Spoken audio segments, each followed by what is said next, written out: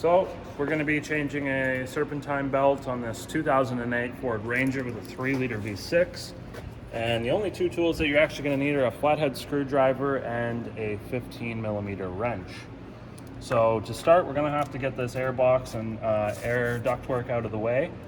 And a couple connections we're going to have to undo. We've got, there's the part number there for you. We'll start off with this hose here. It's the easiest. It just slides on, so get that out of the way. The next is this hose here. So we're gonna push in on the connector a little bit, pull this up and slide it over. And that'll get that out of the way. Just watch, that's made out of plastic, so don't bend it, it'll probably end up breaking. I just twisted it over to the side. Then we've got this connector here for your mass airflow sensor. There is a locking tab on the bottom side that has to slide towards the back of the vehicle. And once that's unlocked, you can pinch it, I'll show you there. It's nice that they put it upside down for you so that you can't see what you're doing. But yeah, this red locking tab goes back, and then just push on this piece here to unlock it, pull it off. It's held on by a Christmas tree, I call it Christmas tree style clip. So we just yank that off and undo these two hooks here. That frees up our air box. And then undo this screw here.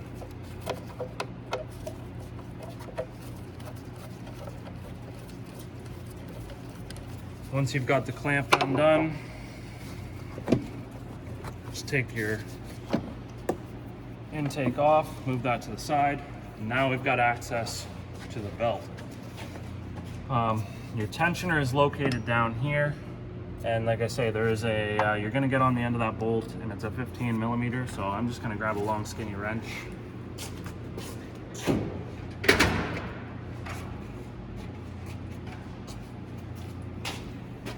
This is what I use. You could probably get on it with a regular wrench. It's just you're not going to have a whole lot of leverage. And it's going to be kind of tight if you have a socket and a ratchet. You might end up backing up against the fan. So yeah, best to use something like this.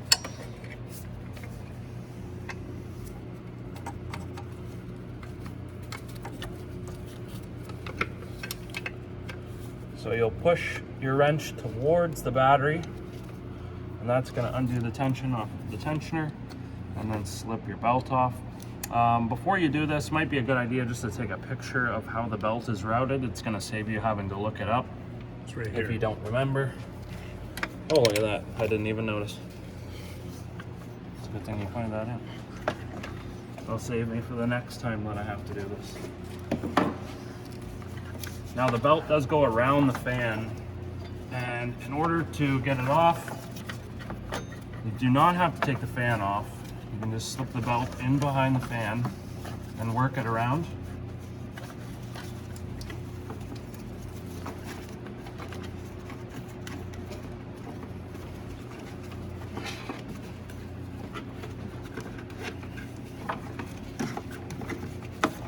Just like that. So now we've got our old belt out of here.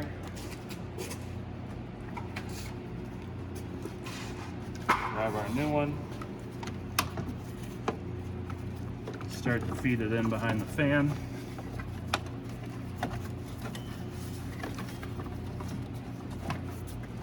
It's fed.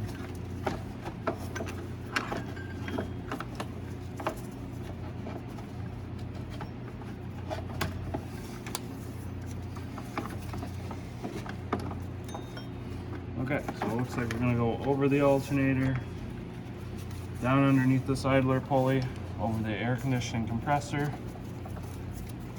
around the power steering pump. And then it's going to go down around the crank.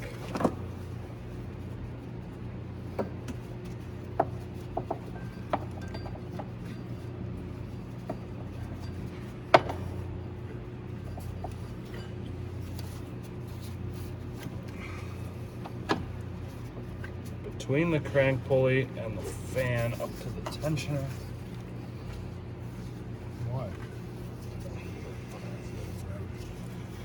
Now, the belt I get it to the tensioner. I usually just pull it off of an idler pulley to get it on to the tensioner, like so, while keeping some pressure on the belt so it doesn't slip off. Make sure that all of the ribs of the belt are on all of the ribs of the pulleys.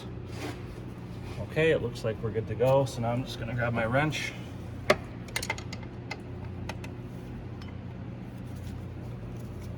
Try to slip this on without it falling off.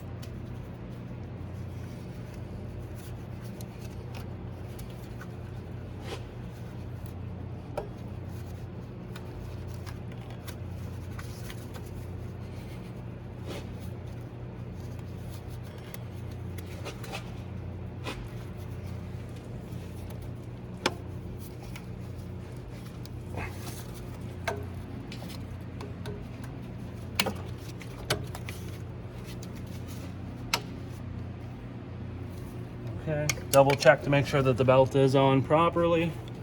Everything looks good to go. And we just go ahead and stick this intake back on here.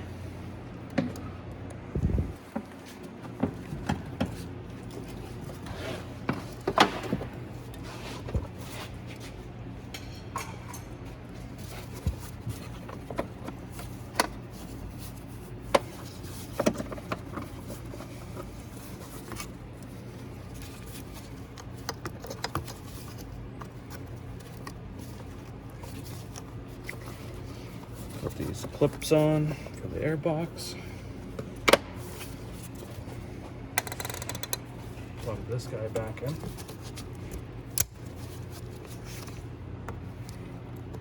Stick that on and then tighten up that clamp.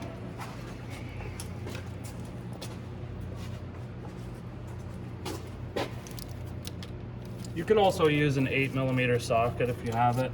That'll take the clamp off as well.